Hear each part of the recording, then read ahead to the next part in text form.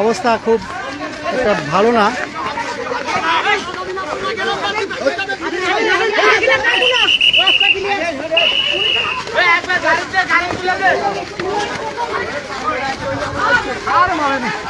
খুবই ভয়াবহ অবস্থা।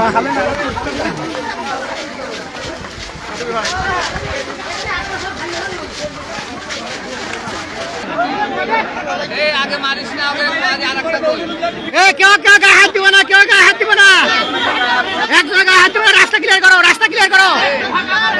আতশ ভাই, রাস্তা ক্লিয়ার করেন, রাস্তা ক্লিয়ার করেন, রাস্তা ক্লিয়ার করেন।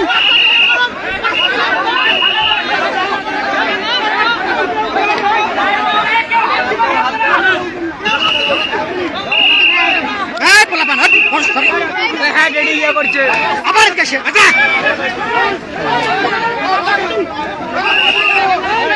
কে গায়ে হাত তুলবে না, কেউ গায়ে হাত তুলবে না।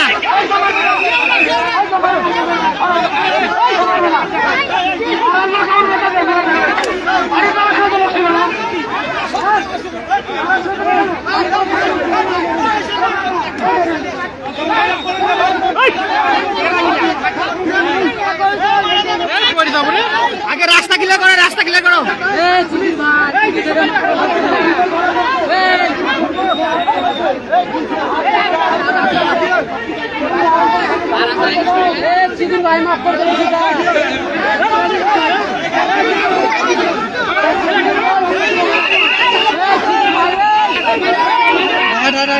রায়নগর থানার গোনা গ্রাম থেকে 3টে গরু চুরি হয়। তার প্রেক্ষিতে আমরা একটা মামলা রুজু করি।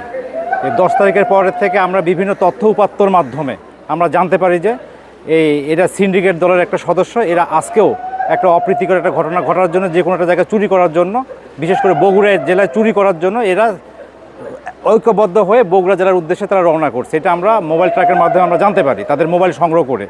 তারপরে তার উপরে ভিত্তি করে আমরা 3টা থেকে 6টা পর্যন্ত ওই আমাদের আপনাদের চোরগ্রামে ওখানে আমরা অবস্থান করি। অবস্থান করার পর ওরা যখন গাড়ি নিয়ে আসে, ডাকাতি কিংবা চুরি সংগঠিত খবর গাড়িটা নিয়ে যখন আসে, তখন আমরা তাদের পিছে ধাওয়া করি। ধাওয়া করার পরে তারাও আমাদের সাথে মানে মারমুখে আচরণ করে আমাদেরকে।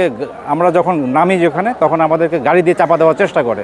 পরবর্তীতে গাড়িটা যখন দৌড়ে পালায় চলে যায়, দুইজন এই যে চোর দলের সদস্য, এরা আবার পুকুরে লাফ মারে।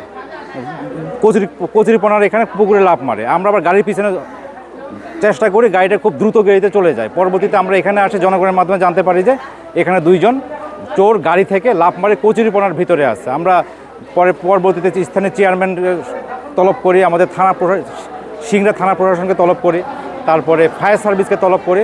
দীর্ঘ অভিযান করার পরে তারপরে সর্বশেষে আমরা একে 2জন চোরকেও কচুরিপনার ভিতর থেকে উদ্ধার করতে সক্ষম হই।